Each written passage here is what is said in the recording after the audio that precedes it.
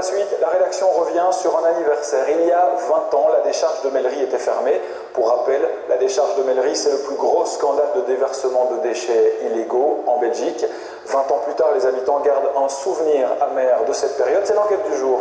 Elle est signée Frédéric de Borsu. Mellery, un très sympathique village au cœur du Brabant wallon. Ici, la vie des habitants semble s'écouler doucement. Et pourtant, il y a 20 ans, cette décharge, aujourd'hui recouverte de terre et d'herbe, a fait l'effet d'une bombe atomique. Il faut savoir qu'ici, à un moment donné, il entrait pratiquement chaque minute un camion dans cette décharge avec 20 tonnes de déchets. La décharge de Mellery, un gigantesque terrain d'où on avait extrait du sable à l'origine pour construire des maisons. Pour refermer les trous, une décharge avait été inaugurée. Mais on ne pouvait jeter ici que des déchets de terre et des gravats venus de Wallonie. Très vite, les exploitants accueillent à Mellery en toute illégalité des tonnes de déchets toxiques en provenance de Hollande ou d'Allemagne. La législation dans ces pays est terriblement stricte. En Wallonie, la politique environnementale n'existait pas. Et à un certain moment, mon plus jeune fils a marché dans une espèce de boue grise dans laquelle il s'enfonçait. Et il s'est avéré que c'était des déchets probablement d'asbeste broyé. Et la nuit suivante, il se retrouvait à la clinique avec une crise d'asthme.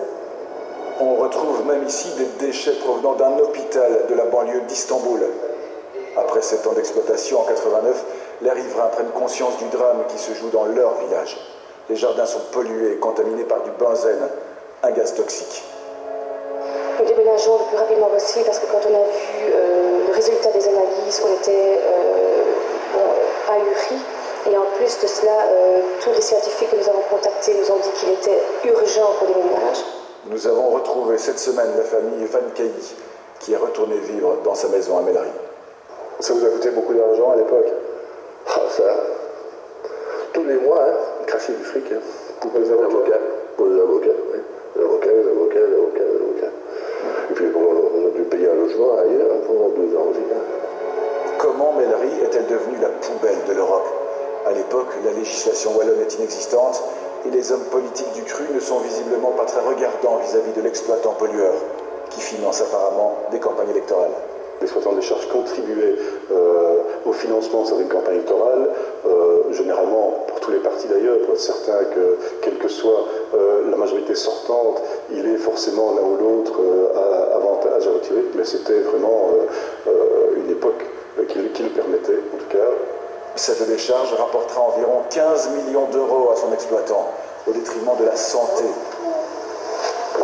Regardez les hématomes de cette dame à l'époque.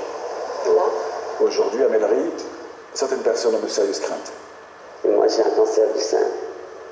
Il n'a rien à voir avec la pollution ici. Une ruminose. D'où viennent les cancers? Hein?